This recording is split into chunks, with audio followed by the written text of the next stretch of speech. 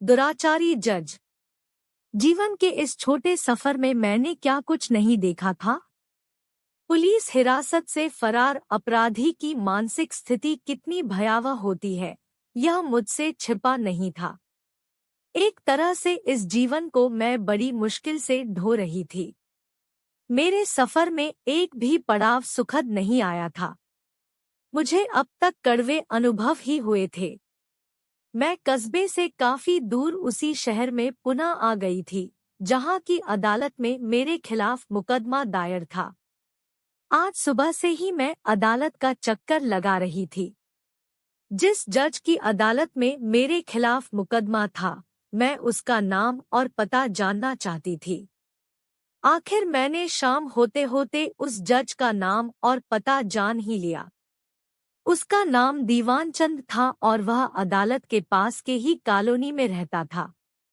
मैं जज के निजी जीवन के बारे में जानना चाहती थी। वह कैसा है, उसके शौक क्या क्या है, क्या वह इश्क मिजाज है, कभी कोई अपराध किया है या नहीं, वगैरह वगैरह। रात के कोई 12 बजे जब जज के बंगले पर पहुंची तो मुख्य दरवाजा बंद था। मैंने दरवाजे पर हल्की सी थपकी दी। संयोग से दरवाजा जज ने ही आकर खोला। मुझ पर जैसे ही उसकी नजर पड़ी वह अचानक ही मुस्करा पड़ा। उसके मुंह से शराब और सिगरेट की मिलीजुली दुर्गंध आ रही थी। उसकी चुटकी में अभी भी अधजली सिगरेट थी। मैं कुछ बोलती इससे पहले ही वह चहक पड़ा, जोशी के बच्चे ने पहली बार ढंग का काम किया है। क्या लाजवाब नगीना आज की रात भेजा है।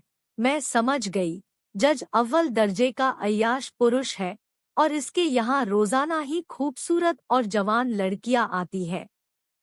लेकिन यह जोशी का बच्चा कौन है? तुम्हें नहीं पता? अरे वही, जिसने तुम्हें यहाँ भेजा है और जो मेरा पेशकार है। आनंद जोशी ही तो मेरे लिए लड़कियां भेजता है। कहते कहते जज हंस पड़ा। अजीब बात है, जिसने तुम्हें यहाँ भेजा है उसी को तुम नहीं जानती, और जानोगी भी कैसे? उसने तुमसे संपर्क थोड़े ही किया होगा। वह तो इंस्पेक्टर धर्मदास से बोला होगा और इंस्पेक्टर धर्मदास ने किसी जरूरतमंद को यहाँ भेज दिया होगा। आओ, अंदर आ जाओ। जज के पीछे मैं अंदर पहुंच गई। क्या बेशकीमती, शानदार सजावट थी। बैठक तक पहुंचते पहुंचते मैं फिर से अपने विचारों में खो चुकी थी। अपराधियों की सूची तो बहुत लंबी है। जज, पेशकार, इंस्पेक्टर और भी न जाने कितने ही लोग अपराधी हैं। और मजे की बात ये कि इनके ही हाथों में न्याय और कानून व्यवस्था है। मैं यह सोच ही रही थी कि जज ने मुझे घरते है कहा, जीवन का असली आनंद बच्चों के साथ कहा है। बीवी बच्चों को दूसरे शहर में छोड़ रखा है। मुहमांगी रकम भेज देता हूँ, बस उन्हें और क्या चाहिए। वैसे तुम्हारा नाम क्या है? यह पूछते हुए वह गिलास में शराब उड़ेलने लगा। बहुत ही महंगी शराब उसके गिलास में गिर रही थी। कितने ही मजबूर और गरीब लोगों की जेबें हल्की करने के बाद उसे इतनी महंगी शराब नसीब हुई थी। मैं बोतल से गिलास में गिरती शराब की पतली धार को देखते ही देखते पुनः खो गई। यह व्यक्ति जो एक जज है, कुर्सी और पद को पाकर भूल गया है कि यहाँ तक पहुँचने के लिए इसने कितनी कठोर मेहनत की है। इसने शपथ भी खाई होगी कि झूठ का साथ नहीं दूंगा, सच के सिवा कुछ और नहीं सुनूंगा। लेकिन आज इसे कुछ भी याद नहीं है। मैं यह सोच ही रही थी कि उसने दोबारा वही प्रश्न कर दिया, मैंने तुमसे तुम्हारा नाम पूछा था।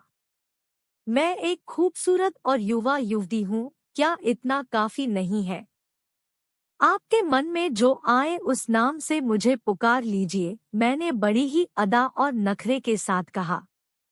जज एक ही सांस में गिलास की सारी शराब पी गया। फिर मेरी कलाई थामकर बोला, एक दो पैग अगर तुम भी ले लो तो रात और हसीन हो जाएगी। मैंने शराब पीनी छोड़ दी थी। लेकिन आज पीना बहुत ही जरूरी था। जज के कंधे पर हाथ रखती हुई चहक पड़ी। वैसे मैं शराब पीती तो नहीं, पर जब आप कह रहे हैं तो आज जरूर पीऊंगी। लेकिन पैग आप ही बनाएंगे। बहुत खूब, तुम कितनी चंचल हो। ऐसी लड़कियां जल्दी मिलती कहाँ है। जो भी आती है ठंडी लाश होती है। आज की रात मेरे लिए दिवाली की रात है। जज ने पैग बनाकर मेरी ओर बढ़ा दिया। गले से नीचे उतरते ही शराब ने असर दिखाना शुरू कर दिया। लेकिन मैं पूरी तरह से होश में थी, क्योंकि एक दो पैग से मुझे नशा नहीं बल्कि हल्की सी गुदगुदी भर ही हो रही थी। जज तो पूरे नशे में था, लेकिन वह भी होश नहीं खोया था। उसकी उम्र यही कोई 40-45 की थी। मैं सोफे पर आकर अभी बैठी ही थी कि उसने मेरे आगे तले हुए काजू के टुकड़े रख दिए। लो खाओ। फिर उसने भी काजू के 4-5 टुकड़े प्लेट से निकाल लिए।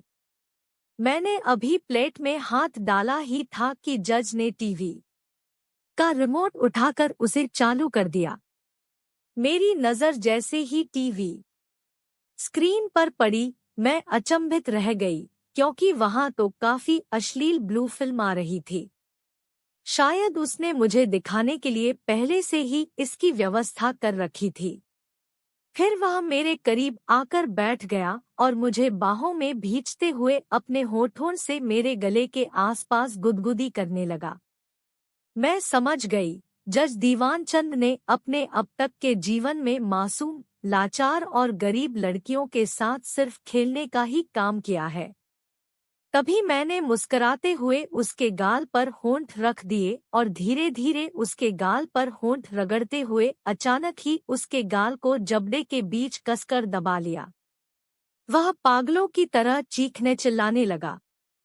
फिर एक झटके के साथ दूर जा खड़ा हुआ। उसकी आंखों में भय झलक रहा था। मैं हंसती हुई बोली, क्या हुआ जज साहब, शराब तो आपने ही पिलाई थी। हाँ, मुझे पता है तुम्हें नशा हो गया है, लेकिन मैं नशा उतारना भी जानता हूँ। उसके यह कहते ही मैं आंखें गोल गोल नचारे हुए बोली, कम डार्लिंग, नशा उतर जाने के बाद मजा ही क्या रह जाएगा। आप भी नशे में हैं और मैं भी नशे में हूँ, फिर ऐसे में प्यार आक्रामक होना ही है। आप चाहते भी तो यही थे ना। जज कांपते पैरों से मेरे पास आया और मेरे कंधे पर हाथ रखते हुए कहने लगा, प्यार में जानवर बन जाना ठीक नहीं होता है। तुम्हारा प्रेम जताने का तरीका तो किसी भूखी शेरनी जैसा है। उसके यह कहते ही मेरी नज़र फर्श पर पड़े अखबार पर चली गई। मैंने उसे उठाते हुए कहा, देखिए जज साहब, इसमें एक खबर छपी है कि जज ने घूस लेकर एक निर्दोष को उम्र कैद की सजा सुनाई। दूसरी खबर है कि एक पुलिस इंस्पेक्टर ने लोगों की भीड़ से एक लड़की को खींचकर उसके साथ बलात्कार किया। तीसरी खबर है कि मंत्री ने अपने चुनाव क्षेत्र की उस महिला के साथ बलात्कार किया जो उसके पास अपनी अस्मिता की रक्षा के लिए गई थी। चौथी खबर है, एक अभिनेत्री के साथ प्रधानमंत्री के बेटे ने जोरजबरदस्ती की। पांचवी, इंस्पेक्टर ने उस व्यक्ति की हत्या कर दी जिसकी पत्नी का वह आशिक था। जज साहब, क्या आपकी अदालत में इन मनचले धनाढ्य अपराधियों के लिए कोई दंड की व्यवस्था है? जज हंसने लगा, लगता है तुम्हें नशा कुछ ज्यादा ही हो गया है। तुम पागलों की तरह ये सब क्या बकी जा रही हो। बेसर पैर की खबरों का कोई वजूद नहीं होता। वे बड़े लोग हैं, उनका यह शौक है। बलात्कारी शब्द तो यूं ही अखबार में लिख दिया गया है, जबकि वास्तव में उन्होंने किसी के साथ बलात्कार नहीं किया होगा। उसमें उन महिलाओं की सहमति अवश्य ही होगी। अदालत तो पैसे वालों की थी, है और आगे भी रहेगी। बहुत खूब जज साहब। यदि कोई निर्धन और साधारण लड़की एक वेश्यालय चलाने वाले मंत्री की हत्या कर दे तो क्या अदालत उसे रिहा नहीं कर सकती कि उसने एक भ्रष्ट और दुराचारी व्यक्ति को मारा है? मैं नशे का नाटक करते हुए ही बोली। मंत्री तो मंत्री होता है, वह भ्रष्ट हो या दुराचारी, उसके पावर और रुतबों में इससे कोई कमी नहीं आ जाती है। मंत्री को दंडित करने का अधिकार किसी को भी नहीं है। वह तो खुला सांड होता है, कहीं भी मुंह मार सकता है, कुछ भी कर सकता है, क्योंकि इसके एवज में वह जनता की सेवा भी तो करता है। अदालत में मंत्रियों, रईसों, सेठों, हाकिमों के खिलाफ मुकदमे दर्ज तो हो सकते हैं, पर उनकी सुनवाई नहीं हो सकती है। नादान लड़की, कानून अमीरों का सेवक होता है।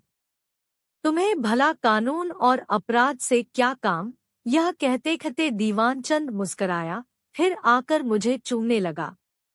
मैं खड़ी खड़ी सोच रही थी, दीवानचंद जिस्म का भूखा है और मेरे आशिक तो यही सोचते हैं कि वे मुझे लूट रहे हैं, और मैं सोचती हूँ कि उनके साथ मैं बलात्कार कर रही हूँ, और सच यही है। मैं एक झटके से पीछे हटी और पलंग पर जा चढ़ी। जज साहब, यह अदालत का कोई मुकदमा नहीं है जहाँ सिर्फ आपका ही आर्डर चलेगा। मुझे पकड़ सकते हैं तो पकड़ लीजिए। इन खेलों में तो धरपकड़ का ही मजा है। मेरे यह कहते ही दीवानचंद एक कुशल खिलाड़ी की तरह हंसा, फिर पलक झपकते ही पलंग पर चढ़ आया। तब तक मैं भागकर बालकनी में भाग गई थी।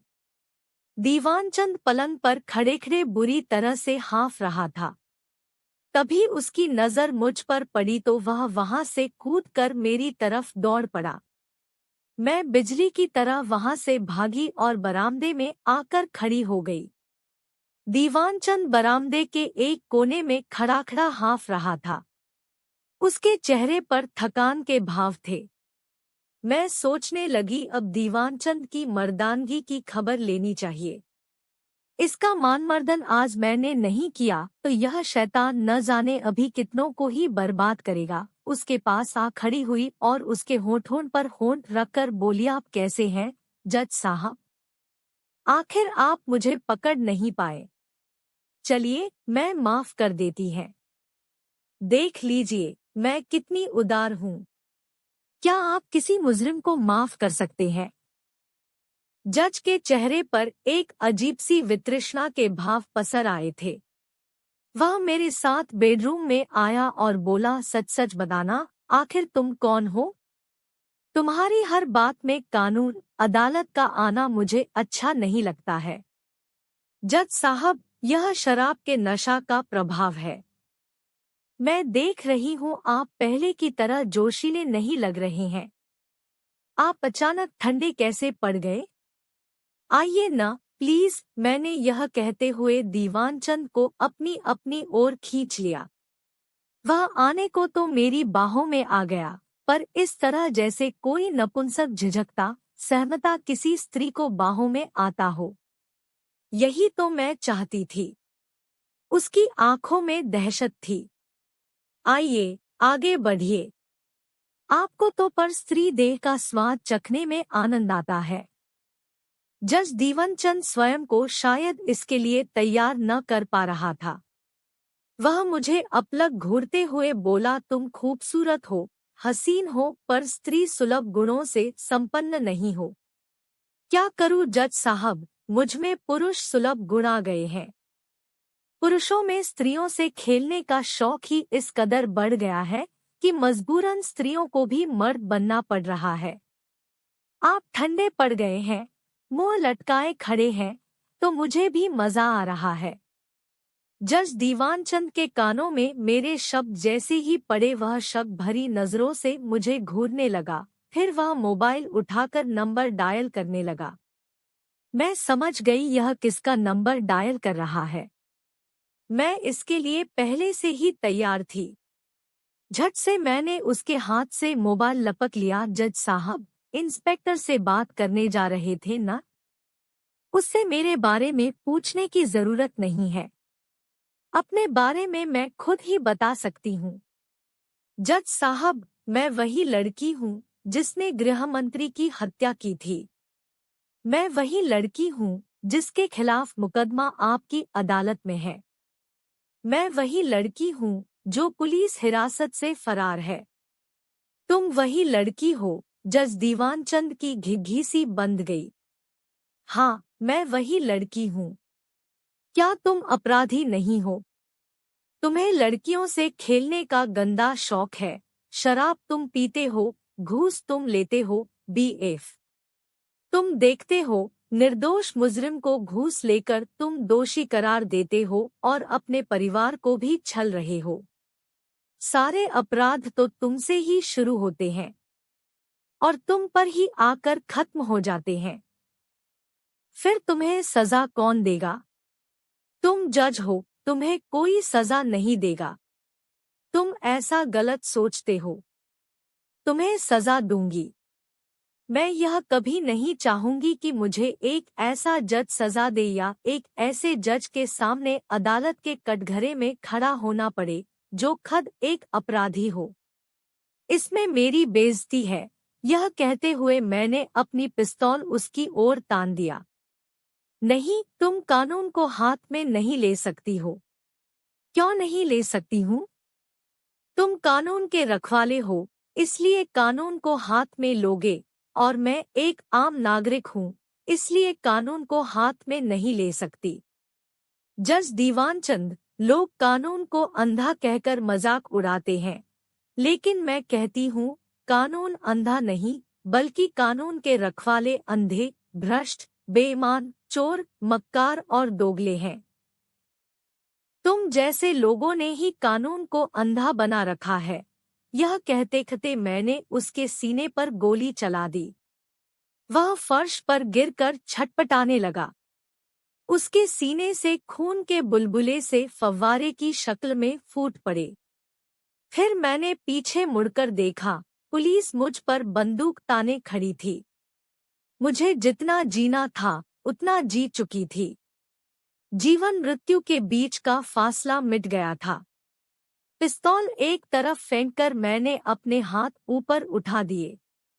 मेरे मन में कोई भय नहीं था, क्योंकि मैंने जिन्हें मारा था वे लोग अपराधी ही नहीं थे, बल्कि अपराधों के गढ़ थे। मैं चुपचाप पुलिस जीप में जाकर बैठ गई।